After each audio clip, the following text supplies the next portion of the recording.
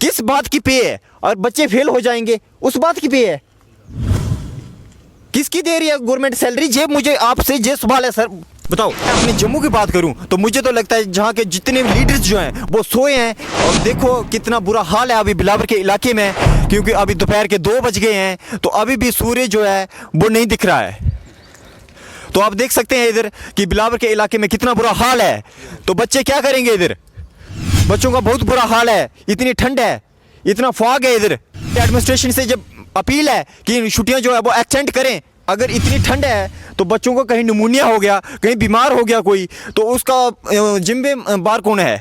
जहाँ तो इसकी जो जिम्मेदारी है एडमिनिस्ट्रेशन ले ले या फिर एजुकेशन डिपार्टमेंट ले ले तो ठीक है। अगर नहीं ले रही है तो फिर जो छुट्टियाँ जो हैं वो एक्सटेंड होनी चाहिए, कम से कम 15 तक होनी चाहिए, क्योंकि बहुत बुरा हाल है इधर बिलावर के इलाके में। और जम्मू की बात करूं तो इससे बुरा हाल है। अगर इधर अपने मानपुर की बात करूं तो बहुत बुरा हाल है, क्योंकि वहां पर तो बहुत ज़्यादा फॉग दिखाई देगा आपको पूरी दिन। उधर तो फॉग ही फॉग है, क्योंकि उधर तो हमारे एक रणजीत सागर डैम है, वहाँ से तो लगातार जो फॉग जो है वहाँ से आ रहा है।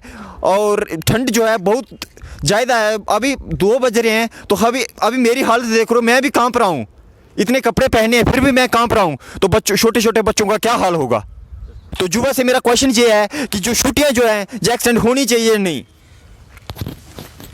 जी जी, छुट्टियां एक्सटेंड होनी चाहिए, क्योंकि 3-4 बार आशीष कोहली जी ने भी अपील करी है और किसी ने ध्यान नहीं दिया किसी ने भी ध्यान नहीं दिया छुट्टियों को लेके। लेकिन कितना ज़्यादा फॉग है जहाँ पे आप देख सकते हैं, और इसी के चलते थोड़ी छुट्टियां एक्सटेंड होनी चाहिए, क्योंकि बड़े बड़े काफ़ी अच्छे लीडर्स हैं जो इसी बात को समझते हैं। लेकिन छोटे छोटे बच्चे स्कूल को जाते हैं तो फिर आपको पता है निमोनिया वगैरह हो जाता है, और आप सब जानते हैं क्योंकि आजकल कुछ ऐसे वायरस भी आ रहे हैं HMP वायरस जैसे, और वो उसी को लेके आ रहे हैं, क्योंकि कुछ बच्चे छोटे छोटे हैं उसके शिकार हो रहे हैं। और ऐसा ना होना चाहिए, क्योंकि सरकार को समझना चाहिए और थोड़ी बहुत ये जो है समर कि ये छुट्टियाँ एक्सटेंड होनी चाहिए।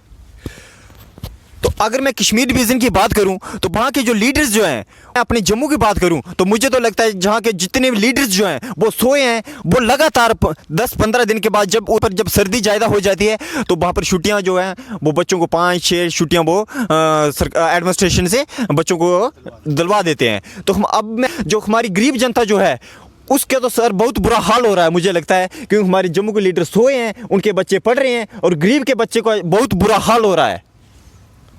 जी बिल्कुल, एक्सटेंड होनी चाहिए छुट्टियाँ। किस बात की पे है? और बच्चे फेल हो जाएंगे उस बात की पे है? किसकी दे रही है गवर्नमेंट सैलरी? ये मुझे आपसे ये सवाल है सर, बताओ। हमारे हिमाचल प्रदेश की जो इधर पास की स्टेट है, और ये भी उन्होंने बढ़ा दी हैं छुट्टियाँ, और हमारे जम्मू में तो इतना का अच्छा खासा फॉग है, और जहाँ पे भी एक्सटेंड होनी चाहिए छुट्टियाँ। तो थैंक यू सर, आपने बहुत अच्छा बताया। और मेरी अपील यही है एडमिनिस्ट्रेशन से कि छुट्टियाँ बहुत ज़रूरी हैं।